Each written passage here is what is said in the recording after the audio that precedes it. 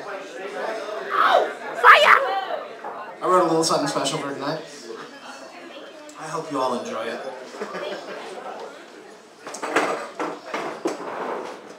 I'm getting older, there's no doubt about it.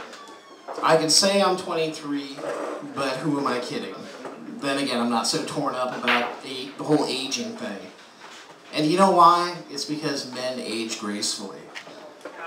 That's what they say. I'm going to assume that it's true. But it got me thinking, what is it about us men that make us age so gracefully? And it occurred to me that the reason is because we don't age mentally.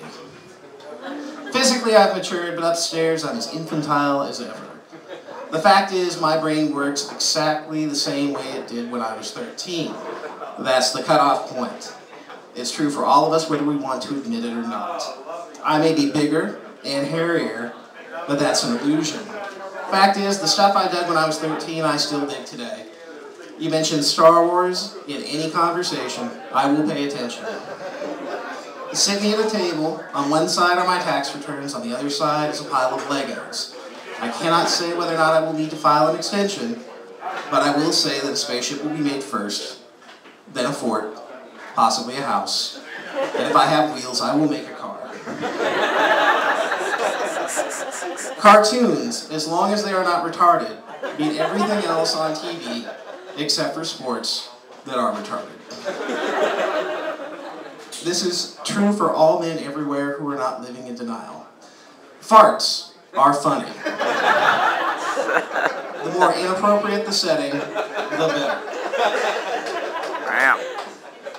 Boobies. The word always makes me snicker.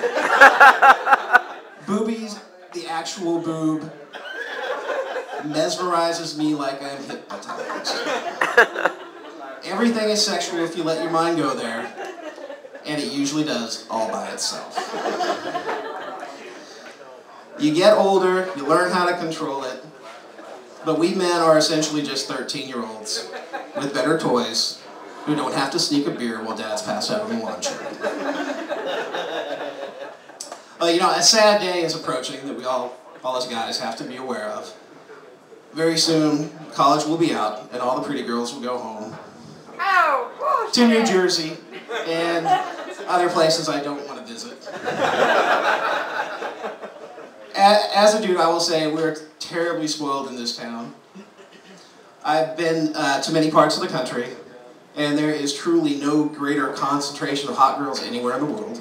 So give yourselves a hand, ladies. Yeah. I come from the Great Northwest, and let me say, bikini weather in April is a good thing. Not because I'm a perv, but damn, give me a break.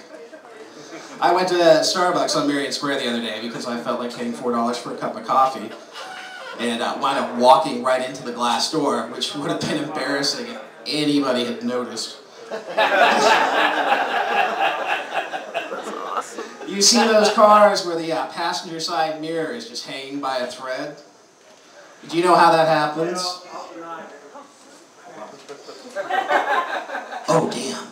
Bang! So, it's expensive enough to keep my windowless van stocked with Jolly Ranchers and wine coolers without having my insurance rates jacked up every 6 months.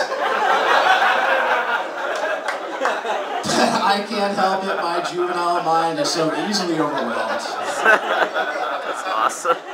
Let's face it, even the girls that work the shit fast food jobs are supermodels in training.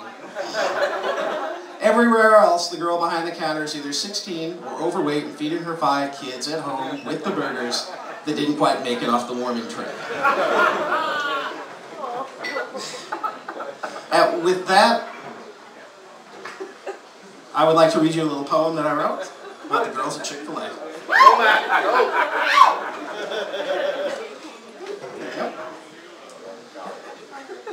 I've got a girl who always makes me swoon.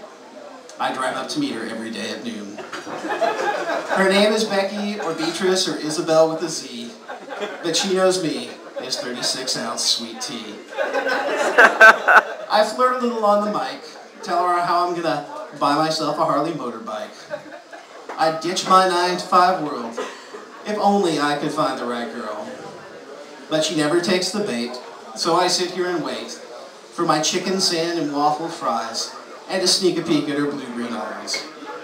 Blonde hair tucked under a tan visor, I tell her my name is Matt, but she always calls me sir. She smiles and she sighs when I tell her I wanted biggie size. And she always gives me what I want, but never what I really want. And the food, it makes me want to hurl. But I can't help it, I'm in love with the Chick-fil-A girl. Thank you.